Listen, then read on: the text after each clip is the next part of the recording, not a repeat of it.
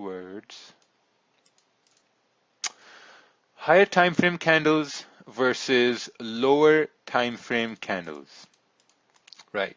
So this is really important when you're trying to execute trades, right? This is important in a way that, let's say when you're looking at the 4-hour candle, you're looking at the 4-hour candle and you're like, okay, well, I expect the 4-hour candle to continue moving bullish, and now I want to jump down to the smaller time frames, and I have to figure out what do I need to see in the smaller time frames to execute on the higher time frames, right? Or how does the smaller time frame candles, they create the higher time frame candles? This is the most important part of trading which you will face. Now, once we go into these examples, please don't ask what if this, what if that happens, or what if this happens, and because those are, then once we start talking about what ifs, then there are infinite number of outcomes. So we're just going to talk about what's presented to us. So let's say we have a 4-hour candle right over here, and this 4-hour candle is broken down into 4 1-hour candles, right? So for the 1 hour, for the 4-hour, we made a low, we continued going up, and then we made a high, right? For the 1 hour, so you had 4 1-hour candles, 1, 2, 3, 4, that formed the overall 4-hour candle. So the 1-hour candle started from the bottom, and now we're here. So started from the bottom, it went up, right? So you see how this was the main volume of the 4-hour candle, right? This is the main volume of the 4-hour candle, and after this, the 1-hour candle moved up. You saw that, so you would expect the next 1 hour to continue moving bullish, and you would say, okay, the 4-hour has to move bullish. But since you're waiting for the candles to close, you're looking at the candle here. This candle closed a weak bullish candle, right? What does this mean based on volume? We talked about volume. If you guys have been making notes, I want to know what this means based on volume. Leroy said low volume. I hope he's correct. Well, I guess only Leroy knows the answer out of 300 people here. Awesome, perfect. Indecision, low volume, that's good, right? So guys, listen, I need some interactivity, So now when we're going to go in examples, I'll need a lot of interactivity to keep me engaged, or I'm going to get bored. Perfect. So you had a candle close like that, which meant that there's going to be less volume here now, right? So you're like, okay, we're going to wait for the next one. Next one also closed with less volume. Like, okay, and then the one after that, it made a high, but it closed like this. I don't know where to message. Oh, if you're in YouTube, you can just measure it in the chat in YouTube, or you can message in the or you can message right over here. Yeah, there are a bunch of questions in the question answer box here on Zoom. I'm probably going to answer them at the very end. Okay, so perfect. So this is how the 4-hour candle closed. So you had a high over here, which was the high over here, and the low down here, and which was the low down here. So just looking at how these candles are formed. So let's move on to our next example here, and let's see what we have in store. So next we have, this is the 4-hour candle, and this is the 1-hour candle, right? So just by looking at the 4-hour candle right now, can someone let me? Where's the chat box? Okay, right here, right? So can you? What's the probability of the next 1-hour candle to go down? It's pretty high, right? Because the 1-hour candles, they kind of like it was bearish. This was kind of like this. This was like a doji candle. This finished bearish like this, closed below these candles. And the 4-hour candle is bearish. So if we're expecting the next 4-hour candle to continue down, which means the next 4 1-hour candles need to form in a way that they will continue moving bearish as well. So if we move forward, we'll see that, okay, 4-hour candle did indeed move bearish. Now we want to see, what did we want to see on the 1 hour for it to move bearish? So this is how the 1-hour candle formed, right? So if you notice, the first 1-hour candle, it went all the way down over here and it retraced and went and came all the way back up. The most important thing to note about this is that how the candles were making lower highs and lower lows. Right? Can you guys see the lower highs and lower lows? It's very important. For price to continue moving bearish, it has to make lower highs and lower lows. So this candle eventually closed like a doji candle. So this means that candle opened and closed at the same point. But if someone entered sells over here, they probably took profits here and would have left a runner. Now we see the next candle, 1 hour candle. Notice how it has no wick on the top. Right? So when a candle is bearish, and it has no wick on the top, what does it say about volume? Is there a lot of volume in the bearish sense, right? Yeah, it's very high volume. Now I see, like, guys are interacting and I'm loving it, because that's what we like, interactivity. And then you had 2 1 hour candles. This had a lot of volume. This closed like a doji candle, and this closed like a small bearish candle, right? So now we essentially broke down that one solid 4 hour candle into multiple 1 hour candles. This is where, if you're in a 4 hour candle trade and you see a 4 hour candle go down and then go up, because when this 1 hour candle formed, this went down and then it went up. So what it meant with the 4 hour was that the 4 hour went down and then the 4 hour went up. So if you were only looking at the 4 hour, you must have been like, oh man, like this candle went down and now it's coming back up. So I don't know what's going on. But when you're looking at the smaller time frames, you're like, okay, well, it's still making lower highs and lower lows. So for the 4 hour to continue bearish, you want the lower time frames to continue making lower highs and lower lows. Could you look for support? No, we're not talking about supports, resistances. We're not talking about Fibonacci's, harmonics. We're not talking about, we're only talking about what we're talking about right now, right? This is very important. We're just talking about this instant right now. That's it, So this is how you're mainly breaking down the smaller time frames to see how the higher time frames are building up. If you think the higher time frame will continue moving bearish, then you need the smaller time frames to continue making lower highs and lower lows. If you think that the higher time frame is going to go bullish, you want the lower time frames to continue making higher highs and higher lows. Someone asked, isn't the long wick a price rejection? It is. It is a price rejection. But if we're looking for price to continue going bearish, we are looking for this candle to respect the high of the previous candle, which is why you're placing your stops above the candles. Once you took a sell when this candle formed, your stop is up over here. This candle moved down, you bring your stop above the high of the candle. When this candle forms, you're bringing the stop over here. When this candle forms, you're bringing the stop over here, right? Because it's going down. So you're bringing your stops above the highs of the candles. Makes sense? Because that's the bearish trend. Last 4 bearish together with different correct beginning to end bearish. Yeah.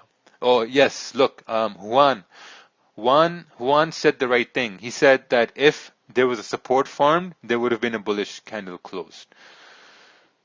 All right. So let's move on to the next example here. We have a lot of examples. Isn't this the doji we ignore?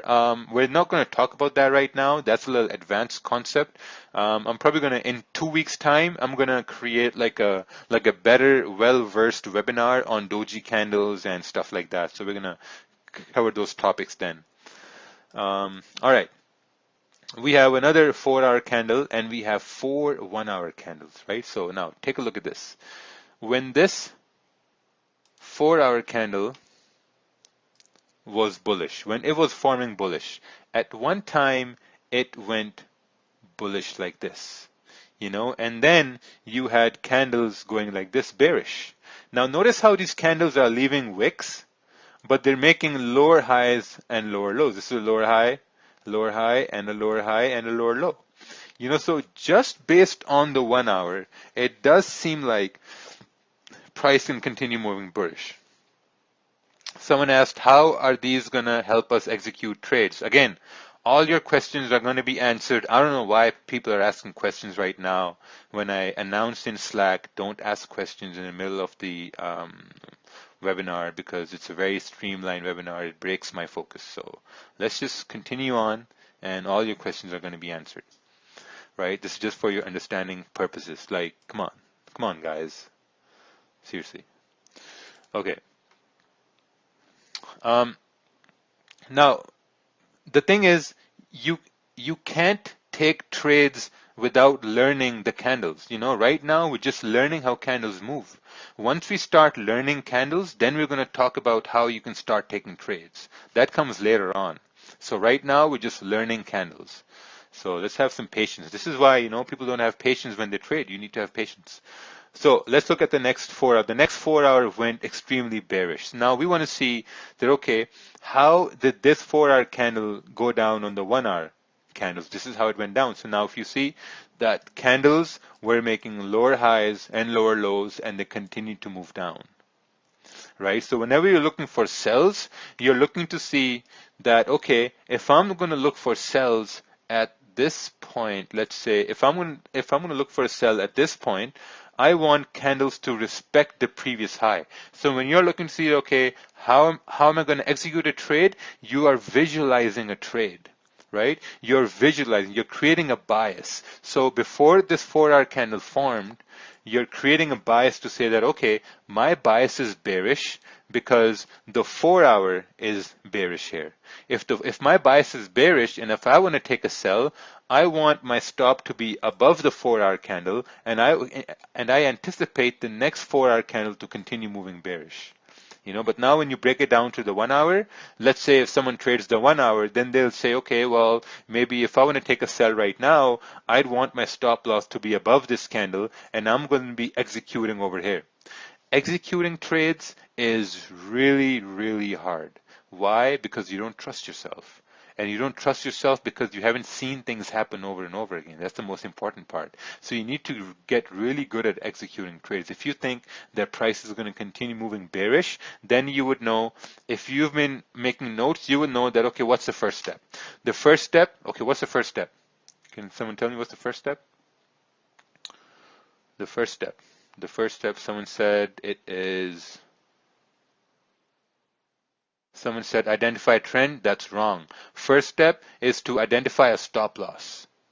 First step is to always identify a stop loss. Whenever you're going to take a trade, first step is you're always saying, where is going to be my stop loss? So if you're looking for a sell in this situation, you're asking yourself, where will be my stop loss if I take a sell? If you take a sell, your stop loss is going to be above the candle, because if you're looking for sells, you're anticipating candles are going to make lower highs and lower lows. Basically, you know, because if you're looking for sells, you're anticipating price to continue moving bearish, make lower highs and lower lows. And for price to move bearish, you need candles to respect the previous high, like this here on the 4 hour, and then right over here, lower highs and lower lows, right? You're always marking down where your stop loss is going to be, right? If for some reason, let's say this candle here, it starts breaking the high of the previous candle, let's say like this, then your sell is invalid. This is why you're identifying your stop loss the first thing that you do. You know, whenever you're identifying a trade, you're identifying where your stop loss is going to be. So let's move on to the next example here. We're going to have a lot of examples here on basic trades as well. So we're going to put someone on the spot. All right. So this is what we have, the 4 hour. Now, just by looking at this 4 hour candle, do we know where price is going to go? I don't think so. No, we don't know where price is going to go. We can't really execute a trade. We don't know where price is going to go. But if we look at the 1 hour, can we agree that on the 1 hour we have a support forming here? Right? Because we had a bearish, bullish candle here, then we had a bearish candle, and then we have two bullish candles. So you're like, okay, well, if this is the time I'm coming to the charts, we have a support forming here, right? So maybe the 4 hour can go up, maybe not. We don't know, because you know there's still some sort of like a minor resistance forming here, so we might want to wait. So let's see what happens as the next 4-hour candle forms, right? So the next 4-hour candle goes bullish. Okay, so let's say that we went out for a bathroom break, or we went out to get groceries, to stand in a line due to COVID-19, whatever, and we come back and we see the 4-hour candle went bullish. And you're like, oh man, I was looking at the 1 hour, it was ranging, I missed the trade. And now you have to ask yourself that, okay, how could I have caught this trade up? Because the 1 hour was ranging, 4 hour closed like this, and there was no confirmations, right? So you would want to see now on the smaller time frame that, oh, okay, maybe there was this 1 hour candle that just went bullish. Sometimes price is going to go bullish, it will do a retest, and then you will take a buy, and then the price will go up. But sometimes prices are going to shoot up from resistance. There's nothing you can do about it. It's just the way how it is. And if you notice, the one candle went bullish with a lot of volume. Maybe this was some sort of news or market open or whatever, but there was a lot of volume here. And the next candles just started to make smaller body candles and higher highs and higher lows. And then you had this bearish candle and whatever, right? So let's move on to the next example here. So this exercise is just so that you understand how the overall smaller time frames, they build the overall larger time frames. As we go along, we're going to do a full-fledged chart workout where we will do a little exercise and to see who wants to take buys and who wants to take sells and this and that. So there's going to be a lot of information there. Okay, so over here what we have is we have the 1 hour chart. We have over here the 30-minute chart, and then we have here the 15-minute chart, right? Perfect. Now, just by looking at the 1 hour, right? Just by looking at the 1 hour, if we were to say that price has to go down, we're anticipating on the 1 hour for price to create a lower high and a lower low, right? On the 30-minute, also, we're looking for price to create a lower high and a lower low. On the 15-minute, we're just a bunch of candles forming whatever. Let's see what happens here. So the 1 hour candle, it went up and then it went down. Now, if you're talking about static risk, a new trader can say, okay, well, I just used 2% right over here, and then my stop loss was up over here and price went down and took profits and everything worked well. Someone who's experienced, they will say, okay, well, I'm going to use a dynamic risk. And with dynamic risk, you're splitting your positions into multiple positions. Like, let's say you are taking maybe 1% here, you're adding another 1% here, you're adding another 1%, a total of 3% now, but your stop is always the same. It's above the previous candle, a couple pips above the previous candle. Right, so now let's see what happens on the 30-minute, right? Because we're going to break down this 1 hour candle into two 30-minute candles. Check this out, right?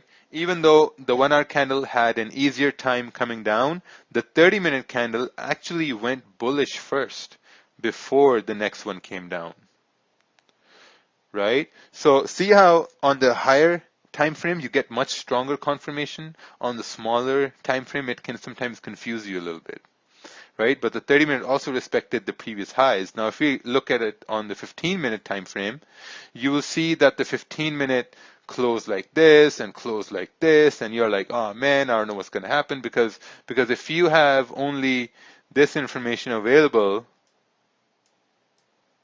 right? If you only have, let me just get my marker back to blue. Let's say if you only have this information available, you don't know where the price is going to go, right? I mean, we don't know where it's going to go because it's a smaller time frame. It's giving us weak confirmations. This doesn't make any sense. So that's why we're looking at the higher time frames, because the higher time frames will tell us where price is going to go. And then eventually it starts to go down, but like on the 1 hour, it was much, much cleaner. On the 30-minute, it was a little bit dirty. On the 15-minute, it was just like pretty garbage, it was pretty hard. Let's take a next example right over here. right? So when we're looking at this 1 hour candle, we're expecting the next 1 hour candle to continue moving down, just like all the other examples we've been doing. And the 30-minute as well, but it seems like it's kind of like rejecting. We don't know, we're not sure, because now on the 15-minute, you can see the candle is closing bullish. On the 15-minute, if the candle is closing bullish, it may seem that it may start to go up, because now it's giving us some weak confirmation. So let's say what happens on the 1 hour time frame. So the 1 hour candle closes bullish here as well, right? So if we drop it down to the 30-minute, on the 30-minute actually went down. So take a look at this. 30-minute went down to create a low, which was the low on the 1 hour. And then the next 1 hour, it broke the previous 30-minute high and it continued moving bullish. If you look on the 15-minute, 15-minute was just a mess, right? So this is a great exercise to break down the small time frames into higher time frames and noticing how you're going to anticipate different moves to happen. Let's take a look here. All right, perfect. Things are good. Things are working good. Let's just remove these things and let's go to the next. All right. We have the 1 hour candle that's closing bullish. We have the 30-minute candle here. Now the 30-minute candle, this one closed bullish with no wick on the top, but the next one went up, but it closed bearish with no wick at the bottom. So now there's a 50-50 chance whether the next 30-minute candle will go up or it's going to go down, right? Because the candle closed with no wick. Looking at the 15-minute, maybe it created a support, it went up, it created a resistance, and then it started to reject that area. So now we want to look at the 1 hour and see what's going on. Now on the 1 hour, the best possible scenario could be that it may respect the previous low and continue moving up to fill this wick, right? Which it happened, but it didn't make sense on the 30-minute because the 30-minute candle closed like a bearish candle, like it gets pretty hard. So the 30-minute actually did go up, and the next 30-minute just closed like a doji-ish bearish candle. So looking at the 15-minute, I think 15-minute provided some sort of information, but it was still risky because it's a smaller time frame. So basically, we did create a support over here, and then we continued moving up. But I think this will be based on a lot of, I'd say, experience. Yeah, it's going to be based on a lot of experience here. Right, so on the 1 hour, it made sense. It was clear. 30-minute was a little dirty. 15-minute, it took a lot of candles to form. So it was kind of like difficult here. Could you have entered a trade on 30-minute when it broke the high over here? Yeah, I could have entered a trade right over here, but then I have to see how big my stop would have been. If it would have been a bigger stop, then I would have probably did it. All right. We have candles moving bearish right over here. So, I think we lost a stream here.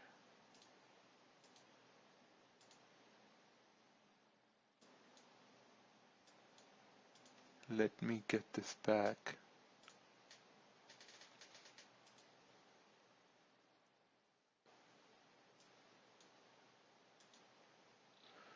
And it is right here. And we're still recording. Perfect. So now you have the 1 hour candles that are closing bearish, right? So now when you're looking at this 1 hour candle, it makes sense that it might continue going bearish. So let's see what happens here. Ooh, wow. It closed like a bullish candle, right? It closed like a bullish candle, making a lower high, but essentially also creating a support. Right, let's see what the next one does. Ooh, see the 30-minute? 30-minute is still, now 30 minutes creating support, but the volume of the bullish candles is pretty low. So looking at the Next 15 minutes, 15 minute just started ranging it. So see how on the 15 minute, it's a lot of information, but it's a lot of range happening there too. But on the 30-minute creating support, this is also a support, so we're not sure what's going to happen here. So the next 1 hour comes down. So now we want to break it down into the 30-minute time frame and see that how you could have caught this move, right? Maybe a position under this wick, who knows, but there was no retest. So let's take a look at the 15-minute here. 15-minute also, because like price did move up, price did move down, sorry. The candles had no wicks at the bottom, but price still continued to move down, right? So this is an example where when you see candle closing bearish with no wick at the bottom, you're like, well, there's a 50-50 chance price may continue up or down. So this is the battle you have to fight. Now you have to say that, okay, do I want to enter at this point, or do I want to wait because candle closed with no wick, or do I want to be safe? Being safe in trades is very important. Let's move on towards. We have the next topic of this. So this was the breakdown of smaller time frames into like higher time frames. Like we were breaking down the higher time frame into small time frames. So now what we're going to do is we're going to move on to another topic called candle trends, and then